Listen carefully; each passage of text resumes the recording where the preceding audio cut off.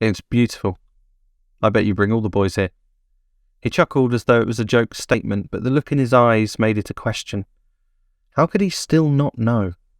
This wonderful, perfect man, yet even he was still plagued with doubt. No, I said. Just you.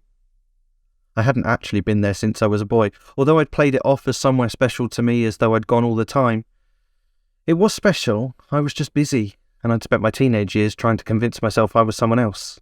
Life, you know. It doesn't matter, I suppose. It was beautiful, and I wanted to share it with him. I stepped to the edge of the bank. The first one's the biggest jump. You just have to go for it. After that, they're easy. When I leapt, I swear I heard him gasp. I don't know if it was fear for my safety or because I looked so impressive doing it. Either way, it warmed me. I landed on my hands and feet in a crouched position, then stood up triumphantly. Now you, I called, hopping onto the second stone to give him space. He was nervous.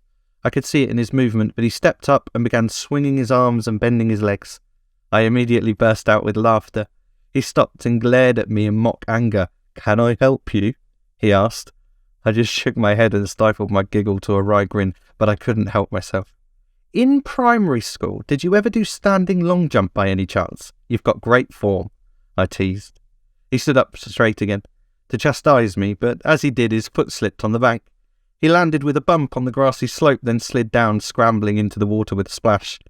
I squealed and instantly panicked. Not that he might not be okay, but because this perfect day would be ruined. Selfish, really.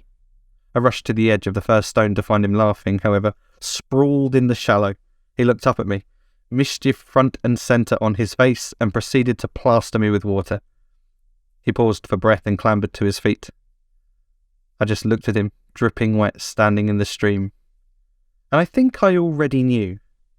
But it was at that moment I realised it, and had to tell him. I blurted it out. "I love you."